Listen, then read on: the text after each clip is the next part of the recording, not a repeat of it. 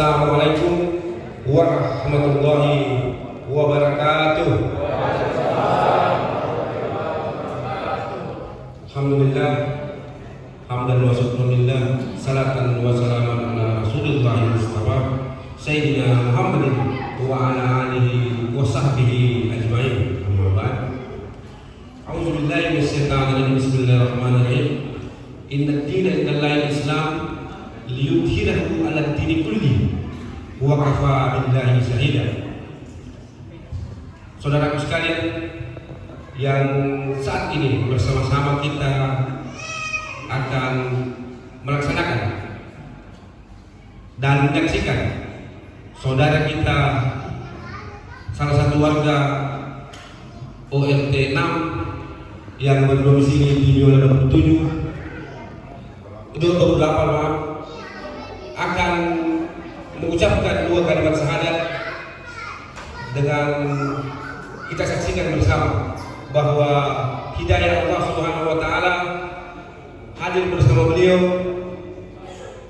untuk meyakini kebenaran Islam seperti ayat yang saya sampaikan tadi, bahwa agama yang diterima oleh Allah Subhanahu wa taala adalah Islam, dan yudhhirahu 'ala dini kulli, bahwa Islam adalah agama yang unggul dan akan mengungguli semua agama-agama yang lain. Wa kafa billahi syahida, dan akan sungguhlah Allah sebagai saksi bahwa bersama kita saudara kita Bapak Troy Wacano akan mengucapkan dua kalimat syahadat yang dipimpin oleh Ustaz Awaludin Umar SPD MPD, di mana beliau saat ini sedang menuju kemari. Dan dalam rangkaian acara kita telah hadir bersama kita Ustaz Zulkifli Abbas. Beliau adalah ketua dari Mualaf Center Indonesia cabang perwakilan Sulawesi Selatan. Beliau adalah seorang YouTuber yang sering kita saksikan di YouTube. Untuk perihal beliau adalah seorang ustaz yang mendalami masalah kristologi.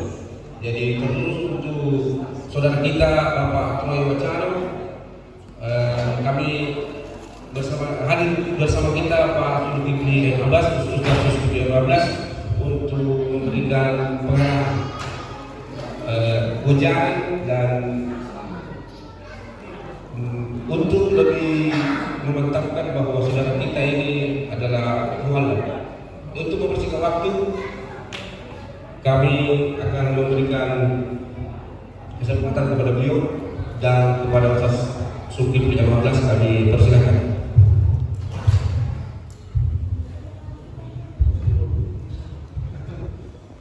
Bismillahirrahmanirrahim. Assalamualaikum warahmatullahi wabarakatuh.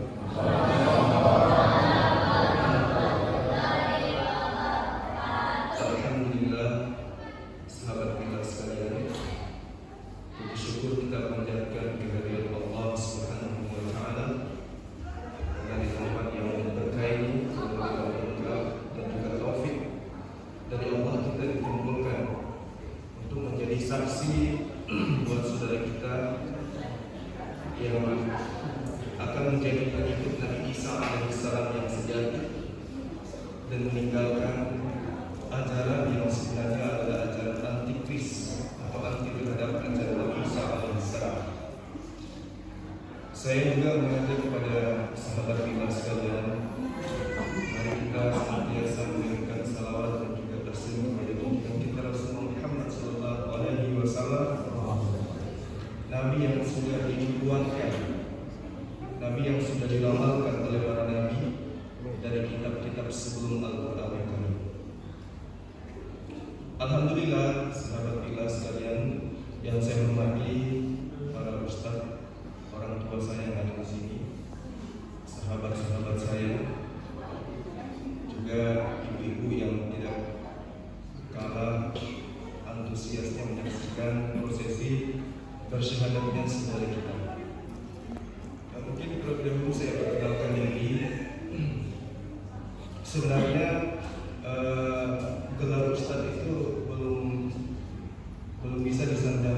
kepada saya. Karena saya hanya seorang apologet, saya hanya seorang kristologi yang berkecimpung di dunia debat lintas agama. Jadi keseharian kita setiap hari itu hanya berdiskusi tentang kebenaran Islam dan juga kebenaran ajaran Rasulullah SAW bersama dengan para pendeta di hampir seluruh Indonesia. Saya kebetulan diamanahkan oleh teman-teman dari pusat untuk menjadi ketua Mualaf Center Indonesia sekaligus sebagai ketua Yayasan Pembinaan Mualaf Tauhid. Jadi ada dua jabatan amanah yang sangat berat yang saya emban, yaitu menjadi garda terdepan dalam menjaga misi Islamisasi agar senantiasa pemurtadan yang terjadi di Sulawesi itu bisa diminimalisir. Sahabat bila yang saya hormati, mungkin sedikit saya bercerita tentang kenapa kita harus memilih Islam.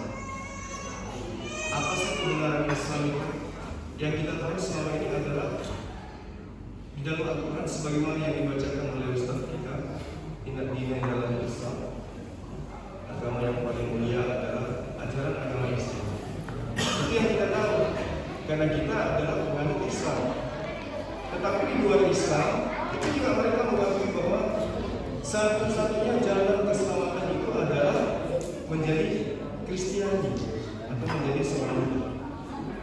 Lalu di mana titik kesinambungan itu? Saya mohon maaf, ini mereka sampai di luar. Jangan di luar. Tidak apa-apa ya. Jadi ketika teman-teman Kristiani mengaku bahwa tidak ada keselamatan di luar Kristen, akulah jalan, akulah keselamatan dan hidup.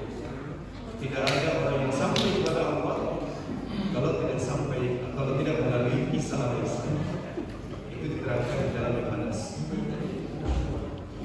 Namun saya hanya ingin menyatakan dalam kitab Yeremia 31 ayat 31 sampai ayat 33. Mungkin Bapak saudara, bahwa janji Allah kepada Bani Israel dan kepada Nabi Musa itu ada dua, perjanjian lama dan perjanjian baru. Nah, ada salah kaprah di sini ketika teman-teman Kristiani menganggap bahwa perjanjian lama itu adalah kitab Torah yang diterjemahkan ke dalam bahasa Septuaginta, disalur lagi ke dalam bahasa Inggris, lalu kemudian disalur lagi ke dalam bahasa Indonesia. Maka dikatakan perjanjian lama. Padahal sesungguhnya perjanjian lama Allah kepada Abraham itu adalah membebaskan Bani Israel dari perbudakan Mesir. Itu perjanjian lama. Jadi Allah memiliki perjanjian lama dengan Bani Israel adalah membebaskan Bani Israel dari perbudakan Mesir. Lalu apa perjanjian baru? Kalau teman-teman Kristiani mengatakan bahwa perjanjian baru itu adalah kitab Lukas, Matius, Markus sampai kepada kitab Wahyu, perjanjian baru. Tapi sebenarnya perjanjian baru adalah disebut kitab Taurat itu.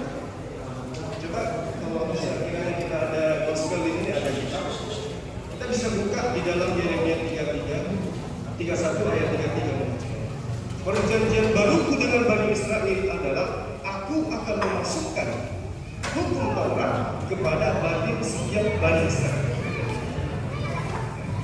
Lalu kemudian Bapak siapa namanya? Pak Doi. Mungkin selama ini Pak Doi akan berkata, saya sudah benar dengan menjadi pengikut Yesus. Kenapa ya? Sebelum mendapatkan hidayah, saya sudah benar karena saya adalah pengikut Yesus. Ini karena mimbar gereja yang mengatakan ini. Kalau Yesus jelas mengatakan di dalam Yohanes 10 ayat 27, aku mengenal muridku, muridku mengenal aku. Mereka mendengarkan perkataanku dan mengikuti aku. Itu perkataan Yesus, perkataan Isa. Nah sekarang pertanyaannya, apakah Kristen mengikuti ajaran Yesus? Ini pertanyaan yang sangat sederhana, Tetapi sangat memukul akidah, Pak. Kalau kita menggunakan akal.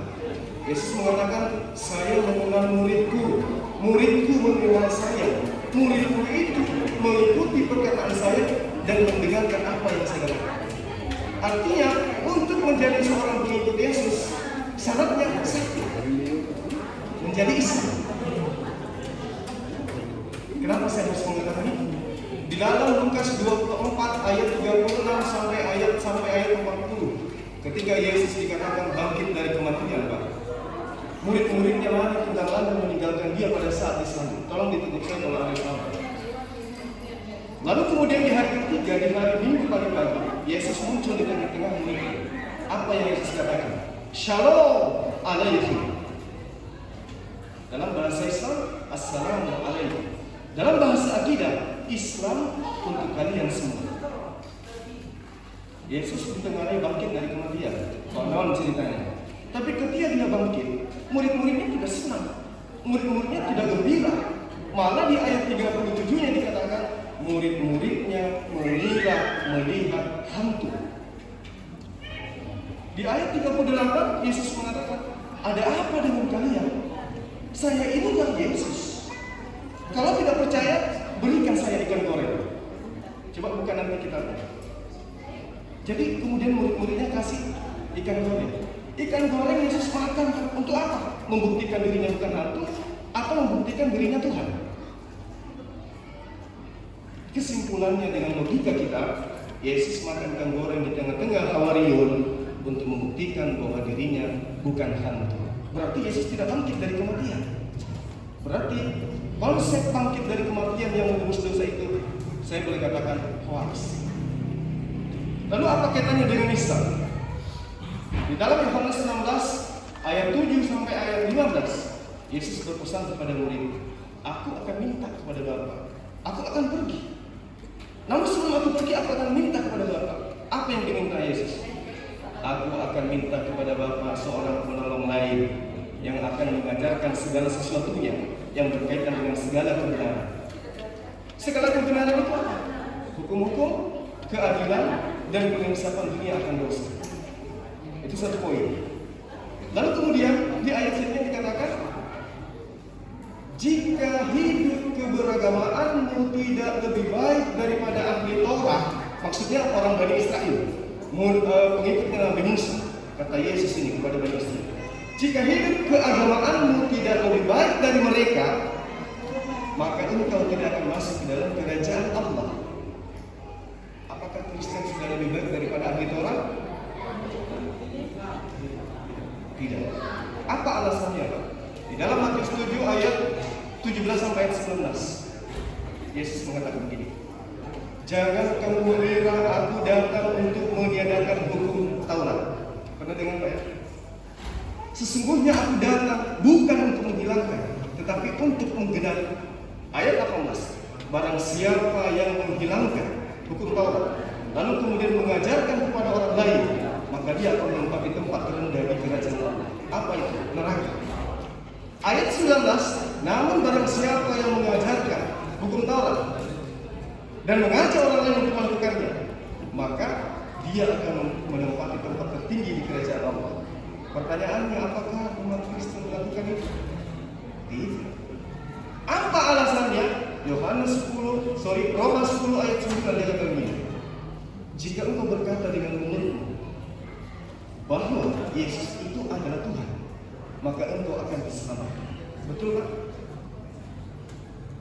Di dalam Galatia 5 ayat 1, jika engkau mengimani Yesus datang sebagai Tuhan, maka engkau akan dibebaskan dari hukum-hukum Tuhan dan dimerdekakan dari penghambaan.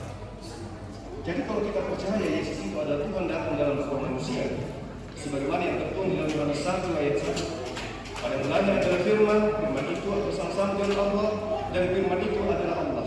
Di dalam Islam, firman itu bukan Isa. Firman itu adalah kalam. Kalam itu bahasa Indonesianya adalah perkataan. Jadi Yesus itu adalah perkataan. Dia bukan firman. Apa buktinya? Ketika malaikat Gabriel, di dalam Islam disebut dengan malaikat Jibril, datang kepada Maria atau Maryam di dalam Al-Quran. Apa yang dikatakan oleh Jibril kepada Maria? Maria, Allah menginginkan engkau hamil. Maria menjawab, bagaimana mungkin aku hamil? Saya tidak pernah disentuh oleh seorang laki-laki pun. Jibril mengatakan, Allah yang menghendaki. Maka itulah yang disebut dengan firman. Kalimatuhu. Jadi itu yang dikatakan firman, bukan Yesusnya yang firman, tapi Yesus adalah ciptaan Allah yang sama seperti Nabi Adam, adalah semisal penciptaan Adam, sama seperti Isa alaihissalam. Semuanya berasal dari Tuhan. Jadi jangan sampai bosan dengan materi saya. Jadi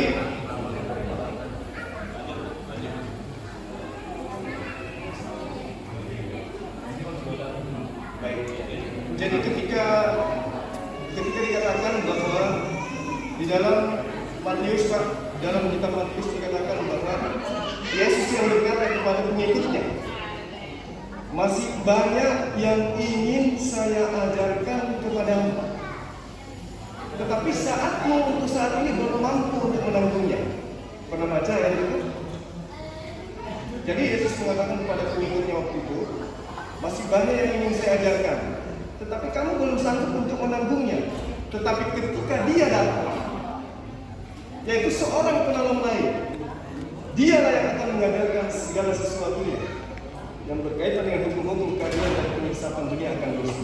Teman-teman Kristiani, ketika kita berdialog seperti ini, mereka mengatakan, tunggu dulu. Seorang penolong lain yang dimaksud oleh Yesus itu bukan Muhammad SAW, tetapi Roh Kudus. Benar Pak? Jadi katanya begitu Nabi Isa terangkat, akan datang sosok Tuhan ketiga atau Tuhan bungsu bernama Roh Kudus. Itulah yang akan menemani teman-teman Kristen. Tapi tunggu Pak, Yesus mengatakan, aku pergi, dia datang setelah aku pergi. Dialah yang akan mengajarkan segala sesuatunya tentang kebenaran. Pertanyaan saya sederhana, bukan untuk dijawab tapi direnungkan. Kalau Yesus sudah pergi, kemudian datang sosok yang datang mengajarkan kebenaran, pertanyaan saya kepada Bapak, siapa yang mengajarkan Bapak menyembah kepada anak Maria?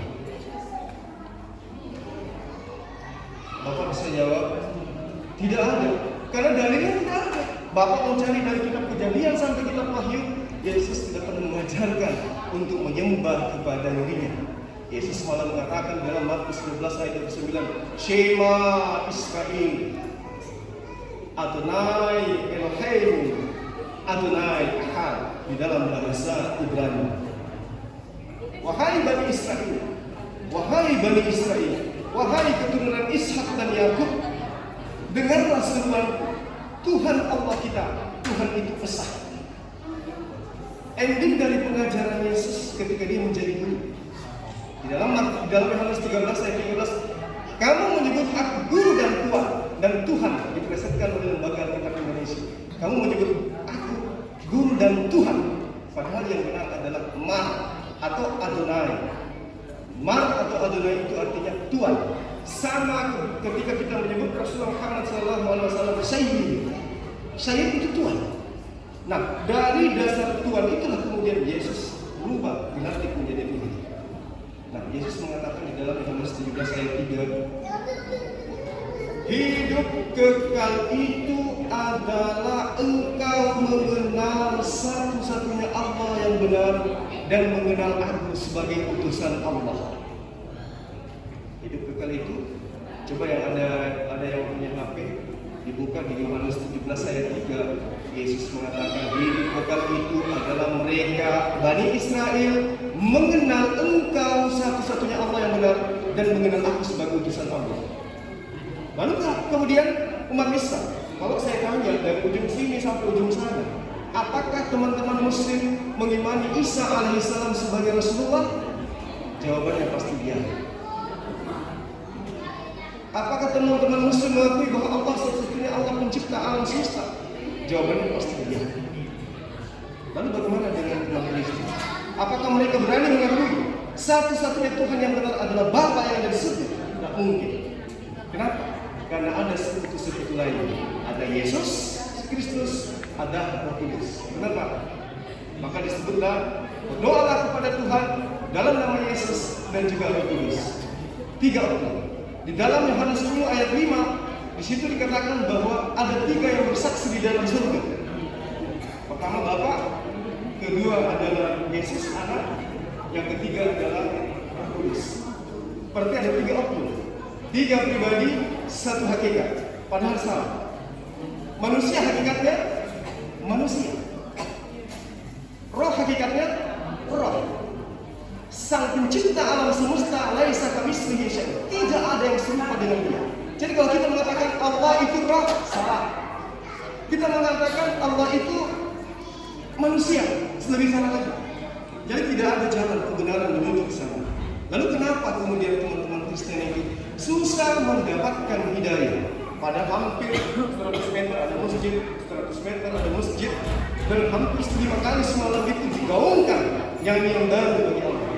Di dalam Mazmur 112 dikatakan, wahai Daud, serukanlah nyanyi yang baru untuk nyanyian barunya itulah Allahu Akbar, Allahu Akbar.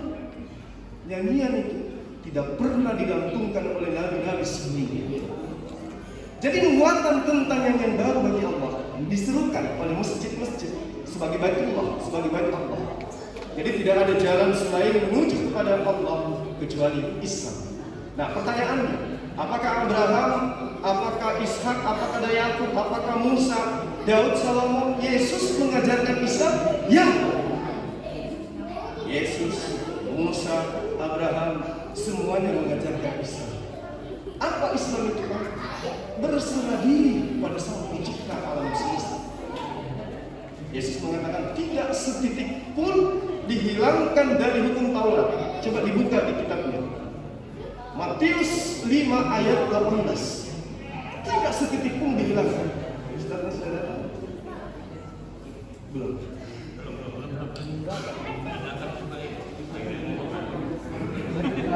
Sebagai Kristologi, setiap hari diolok-olok oleh mereka. Babi itu enak, babi itu lebih cakep dari suntik. Dia meninggalkan ajaran Yesus. Yesus mengatakan tidak setitik pun dihilangkan sebelum langit dan bumi ini lenyap. Bumi langit belum lenyap, mereka sudah meninggalkan hukum Taurat. Bayangkan di dalam Galatia 5 ayat 2, mohon maaf, apa kata Paulus pendiri Kristen? Jika engkau menyunatkan dirimu, maka Yesus Kristus tidak berguna bagimu. Jadi saudara-saudara, saya mau sunat, Yesus tidak berguna. Saya sunat, saya dilarang oleh Paulus. Jadi saudara-saudara, lalu bagaimana solusinya? Masuk Islam. Kejadian 12 ayat 3, apa kata Allah kepada Abraham? Abraham ini adalah Ibrahim. Allah mengatakan kepada Ibrahim, ya Ibrahim, aku akan memberkati siapapun yang memberkati engkau Abraham. Umat Islam di dalam sholatnya, dia tidak menyandingkan Nabi Musa dengan Nabi Muhammad SAW. Tidak juga menyandingkan Nabi Muhammad SAW dengan Nabi Isa atau Yesus, dengan Isa atau Yakub. Tetapi di dalam sholatnya umat Islam senantiasa memberkati Abraham. Allahumma salli ala Ibrahim wa ala Ibrahim. Kejadian 12 ayat 3. Aku akan memberkati siapapun yang memberkati engkau Abraham. Lalu ayat selanjutnya dikatakan apa Pak? Dan aku akan mengutuk siapapun yang mengutuk engkau Abraham. Sekarang pertanyaannya, yang memberkati setiap saat bukan Hindu, bukan Buddha, bukan Kristen atau Buddha, tapi adalah Islam. Lalu siapa yang mengutuknya? Boleh saya jawab di sini? Yang mengutuknya tidak lain dan tidak bukan adalah Kristen. Apa bukti? Satu, Ismail mereka katakan sebagai anak muda. Betul? Nabi Ibrahim mereka tuduh sebagai orang yang berzina dengan Hajar. Benar? Abraham, Hajar yang jelas-jelas adalah anak dari Raja Mesir, mereka akui sebagai budak. Benar ya? Lalu kemudian yang dikorbankan menurut dia bukan Ismail, tapi adalah Ishak. Mereka mengatakan Abraham itu adalah sosok yang tidak sabaran terhadap janji Allah. Betul, yang dijanjikan kepada Sarah istrinya Abraham, istri pertamanya, adalah seorang anak. Tetapi berjalan untuk menikahi Hagar, ibunya daripada Nabi Ismail. Jadi yang lahir pertama adalah Ismail, yang lahir kedua adalah Ishak. Nah, yang diminta oleh Allah di dalam Kejadian 17 untuk dikurbankan itu adalah anak tunggal. Ayo sekarang kita berpikir, yang dimaksud anak tunggal di sini siapa? Ismail apa Ishak? Tentu anak tunggalnya adalah Ismail. Tetapi coba Anda buka di dalam Kejadian 17, yang dikorbankan itu adalah Ishak. Kenapa? Karena dianggap Ismail adalah anak zina.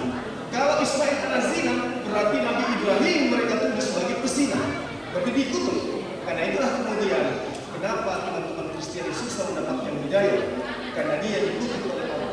Aku akan mengutuk siapapun yang mengutuk engkau Abraham. Coba kita tanya teman-teman sekalian dari Kristen,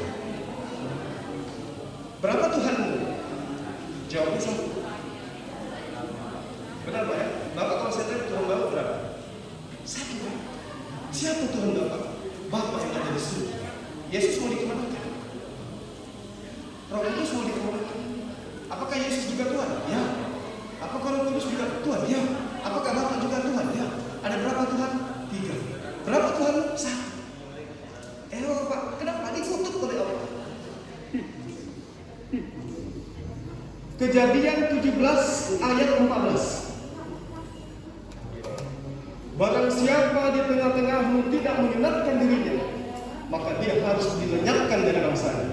Jadi orang-orang yang tidak disunat menurut Allah kepada Abraham itu harus dibunuh. Bagaimana orang-orang yang di gereja? Kumpulan orang-orang tertutup yang tidak disunat, tapi mereka merasa suci. Mereka adalah pengikut Nabi Isa.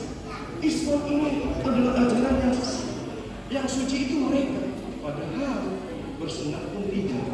Padahal Allah di dalam kitab Kejadian 17 ayat 7, aku akan membuat perjanjian kepadamu Abraham, kepada anak-anakmu, kepada keturunanmu secara turun-temurun, yaitu sunnah.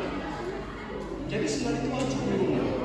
Tetapi Paulus lagi mengatakan, jika engkau menyelatkan dirimu, maka Yesus atau Nabi Isa alaihissalam sama sekali tidak berguna bagimu.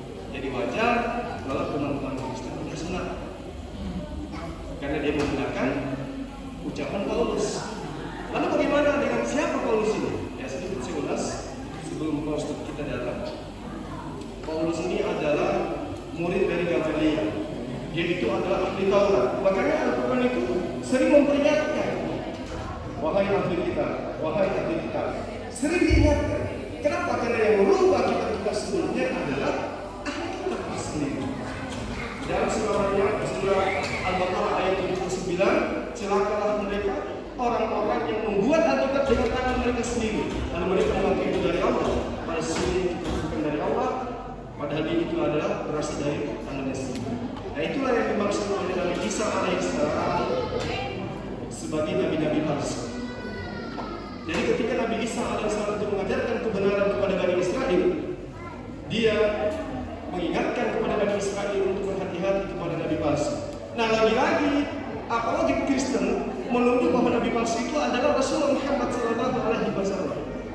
Dia lupa membaca kitab Lukas 21.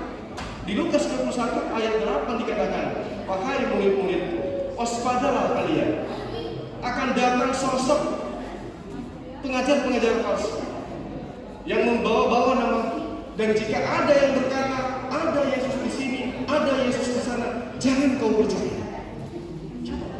Itu nasihat Yesus. Jadi kalau ada yang murtad bertemu dengan Yesus, kedatangan Yesus di dalam Markus 13, Yesus sudah mengingatkan, jika ada yang berkata ada Yesus di sini, ada Yesus di sana, jangan kau percaya.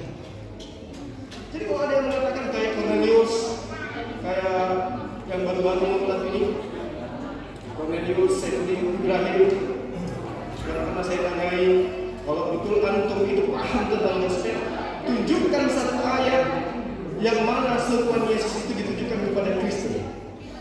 Sampai hari ini dia bukan sejauh, karena memang tidak ada, Pak. Lalu pertanyaannya, ya terakhir mungkin ya sebelum Ustaz, dari mana sih sebenarnya ajaran Kristen ini berasal? Itu penting juga diketahui. Saya ambil pijakan Islam. Dari mana Islam itu datang? Islam itu datang secara formal tentu dari pengajaran Rasulullah SAW di Mekah. Di sana dia lahir, di sana dia menerima wahyu, di sana dia mengajar, di sana dia meninggal. Apa yang terjadi? Orang yang menikmati Islam pertama kali di Mekah, Madinah, berkembang secara turun-temurun sampai kepada kita. Dan pusatnya Islam itu adanya di Mekah. Kita dudukkan Kristen. Yesus lahirnya di Yerusalem, di tanah Yudea, di Nazaret, mengajar di sana.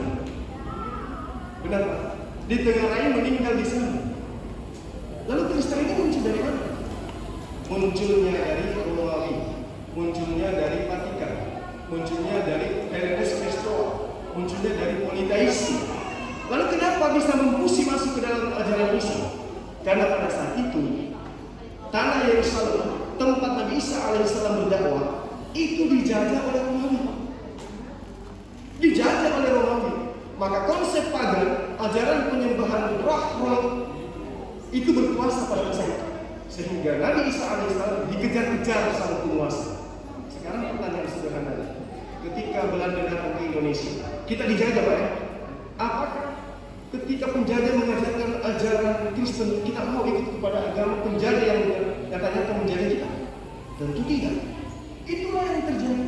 Kenapa Yerusalem sampai hari ini, Palestina masih tetap menjadi Yudaisme, masih menyembah kepada Allah yang mereka sebut dengan Yod-Heh-Vav-Heh, atau mereka sebut dengan Hashem, atau mereka sebut dengan Elohim.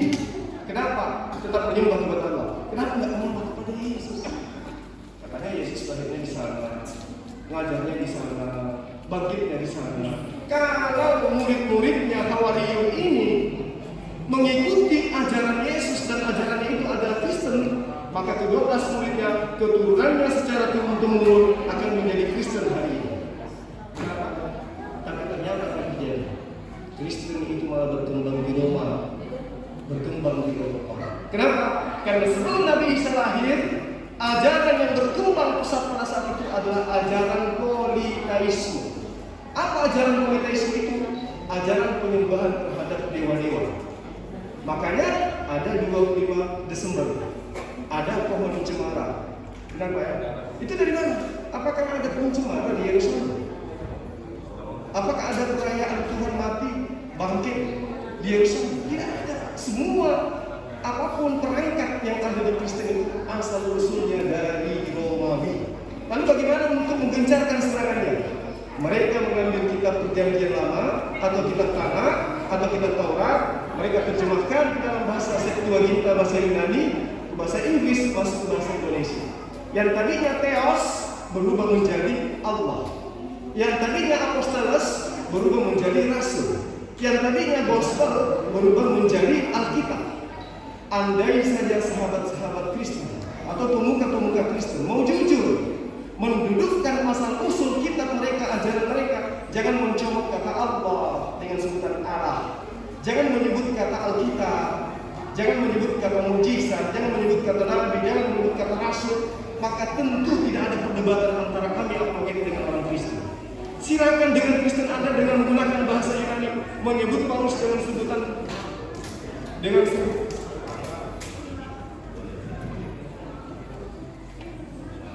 nah itu dia yang saya maksud. Oke.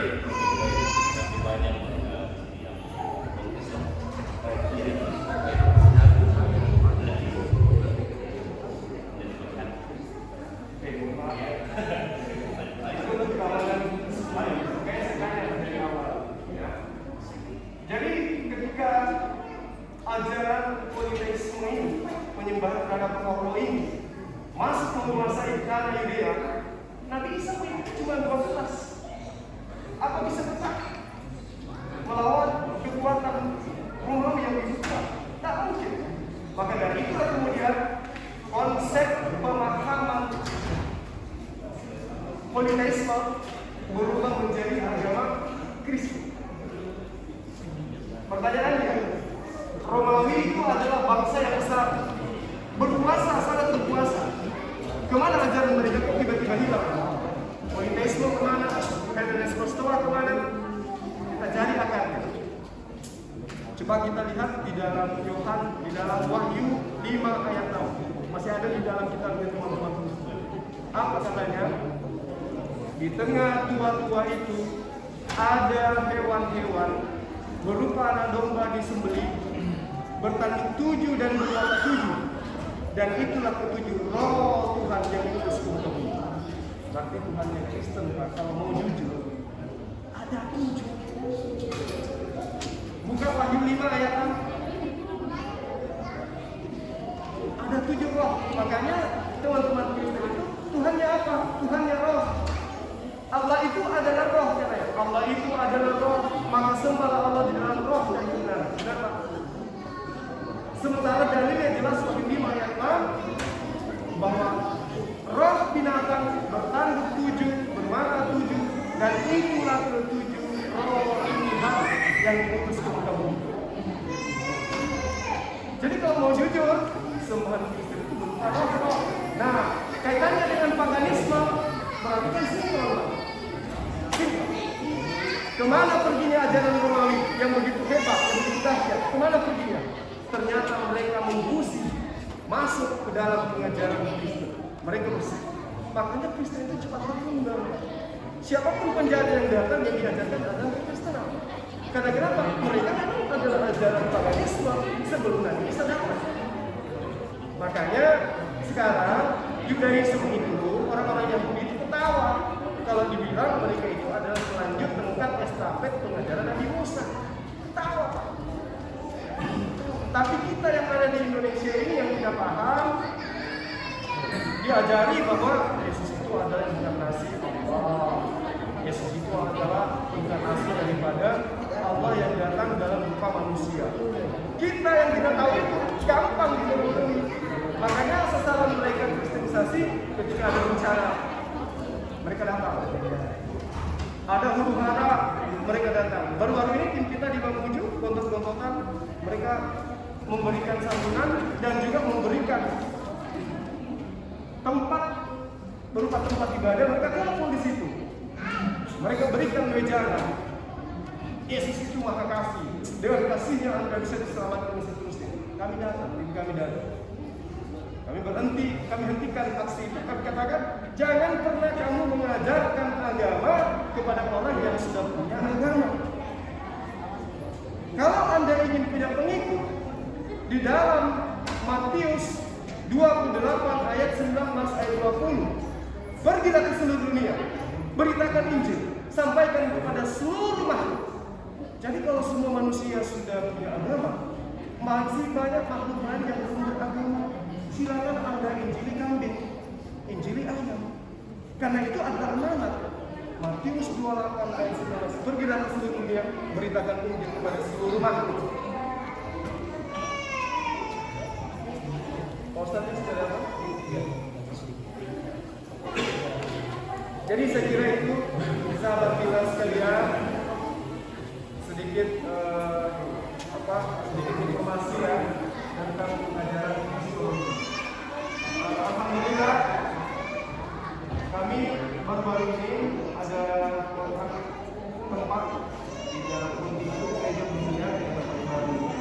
Jadi sahabat-sahabat yang mau belajar tentang kristologi, mau menjadi apologet, nanti kita jadwalkan di sana untuk belajar. Karena kenapa ini dipandang perlu? Kita lihat bagaimana kemudian aksi-aksi mereka. Kita di sini tentang aksi ini mereka pasti, tapi ini pelosok. Mereka gencar memberikan misi-misi mereka di jalan. Saya baru-baru didatangi bulan Desember kemarin, tim dari Australia, ya, dari Yogyakarta berangkat ke sini hanya untuk pemeriksaan 2 minggu. 2 minggu dia ke sini. Setelah saya tidak mau bertemu karena rata-rata mereka adalah perempuan dan biasanya mereka menjadikan perempuan sebagai pancingan. Saya tidak mau, terkecuali kalau saya ada pendeta yang mewakili mewakili dia. Saya nggak mau. Akhirnya dia ke Bulukumba. Saya dengar dari teman saya di Bulukumba itu ada program kristenisasi. Lalu kemudian pindah ke Sujai, baru balik lagi ke sini, baru balik kembali ke sini. Di Islam itu tidak ada gerakan-gerakan itu, tidak ada. Jadi generasi kita itu mudah untuk dikibulin. Kita tidak ada, Pak. Saya sendiri nih, saya baru tahu tentang kristenisasi itu nanti setelah saya pas kuliah.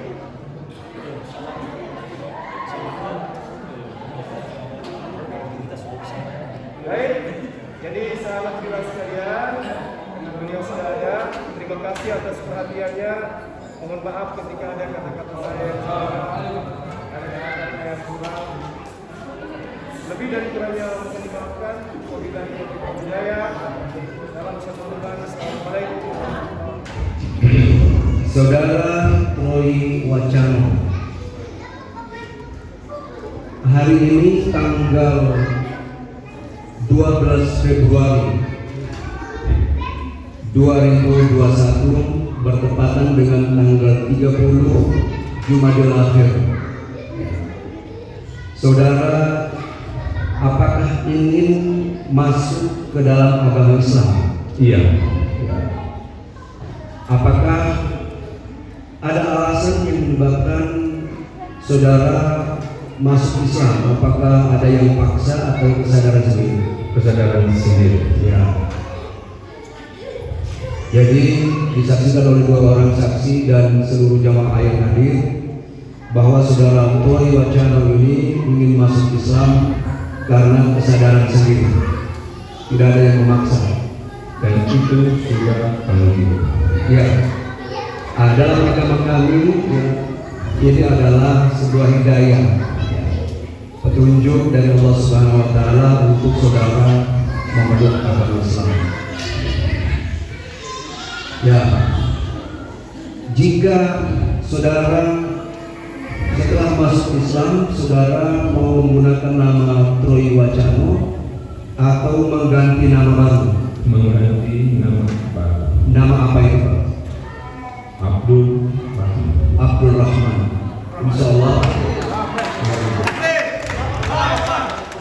Insya Allah saudara Troy Wacano ini setelah mengucapkan 2 kalimat syahadat nanti, beliau mengganti namanya menjadi Abdul Rahman. Abdul Rahman itu, Abdul itu dari kata Abdul, hamba. Rahman ini salah satu asmaul husna, yang maha pengasih. Jadi hamba yang mengasihi, begitu maksudnya. Nama orang tua beliau ada, ayahnya adalah Alex dan ibunya adalah Ibu Herina. Kedua-duanya sudah almarhumah. Ya. Hari ini mereka tidak sempat melihat saudara atau anaknya Troy Wacano yang lahir sekitar 50-an tahun yang lalu, hari ini mendapat hidayah. Mereka tidak sempat melihat. Amin. Ya. Sudah tidak ada yang memaksa atas kesadaran sendiri. Maka untuk masuk ke dalam agama Islam ini persyaratannya cuma satu, mengucapkan 2 kalimat syahadat. Ya.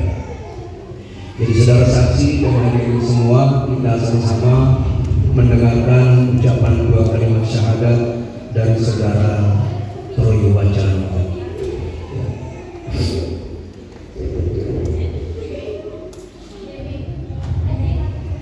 Ya. Ikuti apa yang saya lafazkan. Silakan di videokan, silakan mau di-share, silakan. Bismillahirrahmanirrahim. Bismillahirrahmanirrahim. Bismillahirrahmanirrahim. Bismillahirrahmanirrahim. Bismillahirrahmanirrahim. Ashhadu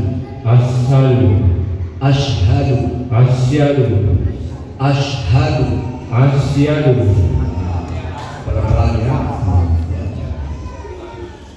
Ashhadu Ashhadu alla alla ilaha ilaha illallah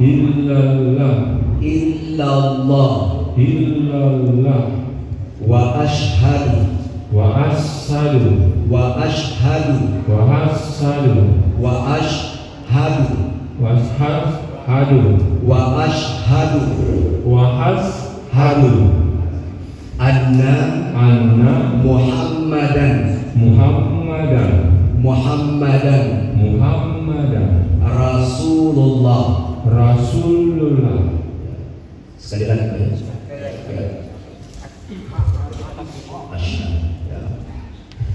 Ashhadu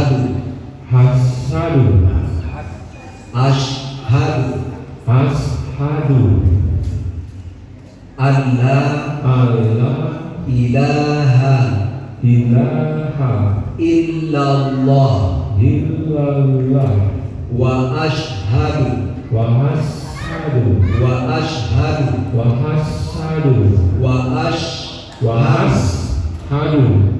anna Muhammadan Rasulullah. Sudah ya?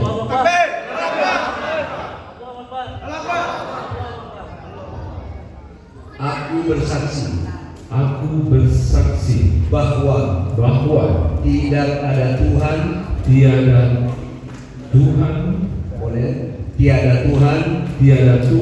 selain Allah. Dan aku bersaksi bahwa Nabi Muhammad adalah utusan Allah. Takbir. Ucapan satu lagi untuk meneguhkan keyakinan saudara Abdul Rahman. Raditu billahi Rabban wabil Islami dinan wa bi Muhammadin nabiyyan wa rasulan. Aku rela Allah sebagai Tuhanku, Muhammad sebagai utusan Allah, dan Islam sebagai agamaku. Aku rela Allah sebagai Tuhanku, Islam sebagai agamaku, dan Muhammad adalah Nabi dan Rasul Allah.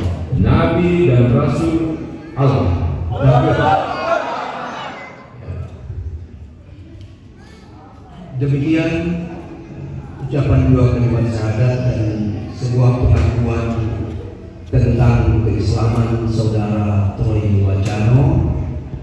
Hari ini Bang Troy senior, di belakang saudara ini bisa mendengar belakang, bisa melihat belakang. Mereka adalah saudara-saudaramu. Ya, mereka adalah saudara-saudaramu yang hadir di tengah-tengah Bang Roy atau senior mengucapkan dua kalimat syahadat. Jadi mereka yang hari ini bukan siapa-siapa, bukan orang lain, tapi mereka adalah keluarga. Saya teringat ada orang yang ingin sekali masuk Islam, ditanya apa alasannya, dia cuma menjawab karena persaudaraan. Dan hari ini Pak Roy senior sudah melihat kiri kanan ini adalah saudara-saudaranya. Ya. Jadi tidak ada orang lain melainkan Bang Roy berada di tengah-tengah saudaranya. Ada kesulitan, ada yang ingin disampaikan, sampaikan kepada saudara-saudara yang ada di jamaah Masjid Al-Muhajirin. Alhamdulillah saudara kita dari Ma'alaf Center ini peristiwa yang kedua khusus di Masjid Al-Muhajirin ini. Mungkin karena keikhlasan para pengurusnya, ya, ketuanya, imamnya dalam mengelola mengurus masjid ini sehingga mendapat berkah hidayah dari Allah Subhanahu wa taala. Kita ucapkan cuma selamat ya kepada saudara seniornya, saudara Pak Roy, bahwa hari ini telah resmi menjadi seorang muslim.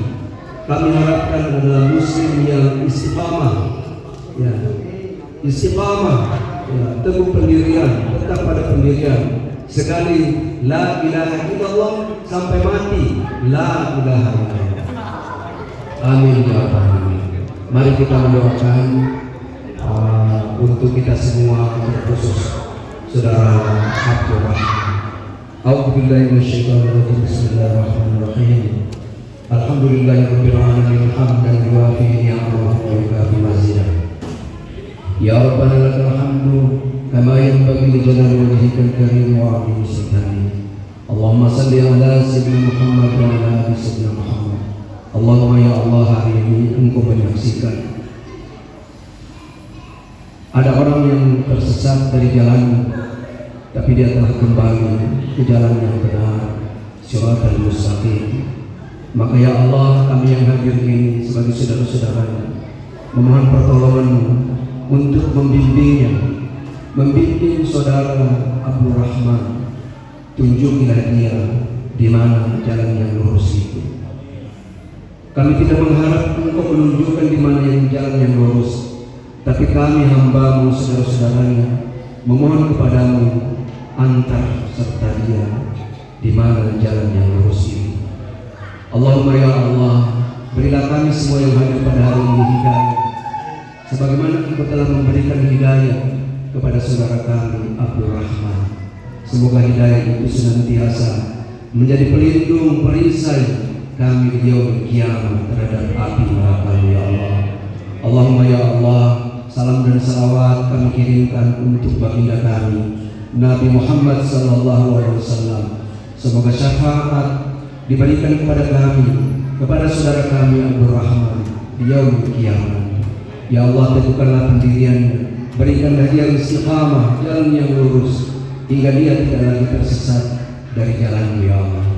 Allahumma ya Allah, turunkanlah rahmat atas kami dan tetap terpelihara rahmat atas kami hingga kami kembali ke rumah kami masing-masing ya Allah.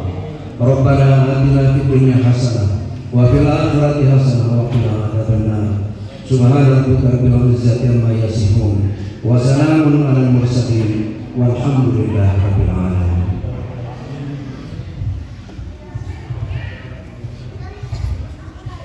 Ya, kepada